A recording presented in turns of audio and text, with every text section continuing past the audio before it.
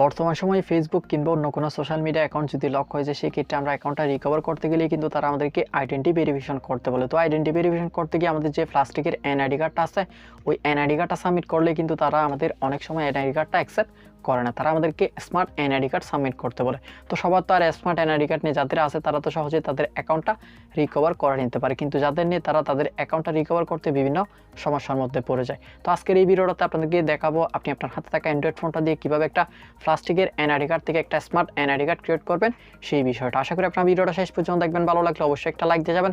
সেই সাথে আমাদের ইউটিউব চ্যানেল এবং ফেসবুকে ফলো করে রাখতে ভুলবেন না, যাতে এরকম ইন্টারেস্টিং নতুন কোনো ভিডিও আপলোড করার সাথে সাথে আপনার কাছে নোটিফিকেশন চলে যায়। তো বন্ধুরা, আর কথা না বাড়িয়ে চলুন ভিডিওটা শুরু করা যাক। ভিডিওটা শুরু করার আগে আপনাদেরকে একটা কথা বলে রাখি, এই ভিডিওতে দেখানো সিস্টেমটা ফলো করে আপনার এনআইডি কার্ড মেক করে অবৈধ কোনো কাজে ইউজ করবেন না, কেননা ভিডিওতে দেখানো সিস্টেমটা শুধুমাত্র আপনাদের সোশ্যাল মিডিয়া অ্যাকাউন্ট রিকভারের কাজেই লাগবে, অন্য কোনো কাজে কিন্তু আপনি ইউজ করতে গেলে সমস্যায় পড়তে পারেন।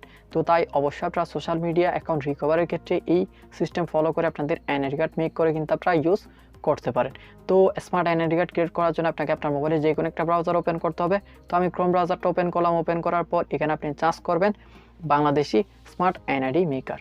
সার্চ করলে কিন্তু সবার উপরে কিন্তু ফেক এনআইডি কার্ড ক্রিয়েটের ওয়েবসাইটটা আপনি পেয়ে যাবেন।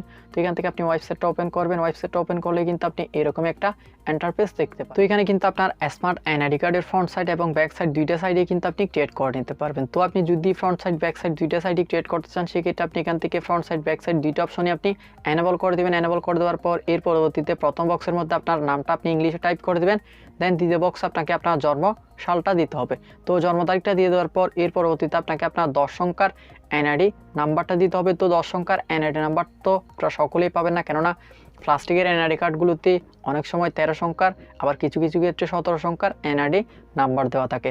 তো 10 সংখ্যার এনআইডি নাম্বারটা যদি আপনি পেতে চান, সেক্ষেত্রে আপনাকে অবশ্যই নির্বাচন কমিশনের যে ওয়েবসাইট আছে, ওই ওয়েবসাইটের মধ্যে আপনাকে কিন্তু অ্যাকাউন্ট ক্রিয়েট করে আপনার অ্যাকাউন্টটা লগ ইন করে নিতে হবে। তো আপনি যদি আপনার অ্যাকাউন্টটা লগ ইন করেন, সেক্ষেত্রে এখানে কিন্তু আপনি আপনার এনআইডি কার্ডের 10 সংখ্যার এনআইডি নাম্বারটা পেয়ে যাবেন। সেই সাথে আপনি এখানে কিন্তু আপনার এনআইডি কার্ডের ছবিটাও কিন্তু পেয়ে যাবেন। তো এখান থেকে আপনি আপনার এনআইডি কার্ডের ছবিটা আপনি একটা স্ক্রিনশট নিয়ে আপনার ছবি বরাবর আপনি ক্রপ করে নেবেন।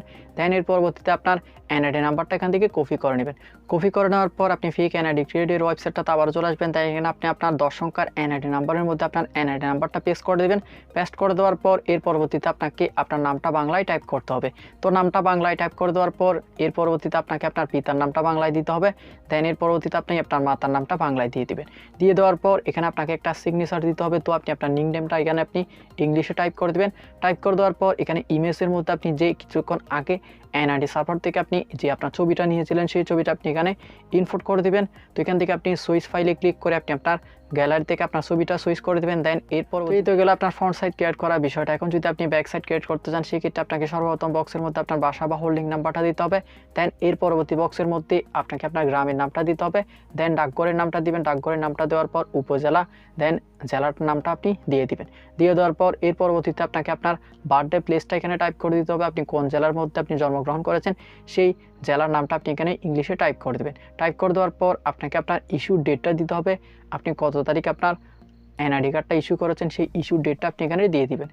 দেওয়ার পর এর পরবর্তীতে আপনাকে আপনার ব্লাড গ্রুপটা দিতে হবে। আপনি আপনার ব্লাড গ্রুপটা এখান থেকে সিলেক্ট করে দেন। এখান থেকে সর্বশেষ রিলিজিয়নটা সিলেক্ট করে যদি ক্রিয়েট কার্ডে ক্লিক করে দেন, সাথে সাথে কিন্তু আপনার স্মার্ট কার্ডের ফ্রন্ট সাইড এবং ব্যাক সাইড কিন্তু সাকসেসফুলিভাবে ক্রিয়েট হয়ে যাবে। এর পরবর্তীতে এখান থেকে ডাউনলোড আইকনগুলোতে ক্লিক করে করে কিন্তু খুব সহজে আপনি আপনার স্মার্ট কার্ডের ফ্রন্ট সাইড এবং ব্যাক সাইড কিন্তু আপনি ডাউনলোড করে আপনার গ্যালারির মধ্যে সেভ করে দিতে পারবেন। আশা করি আপনার টোটাল বিষয়টাই বুঝতে পারছেন। এইভাবে কিন্তু আপনি খুব সহজে আপনার প্লাস্টিকের কার্ড থেকে একটা স্মার্ট কার্ড ক্রিয়েট করে নিতে পারেন। ভিডিওটা ভালো লাগলে অবশ্যই একটা লাইক দেবেন। সেই সাথে কমেন্ট বক্সে ভিডিওটা কেমন লাগলো জানিয়ে দিতে ভুলবেন না।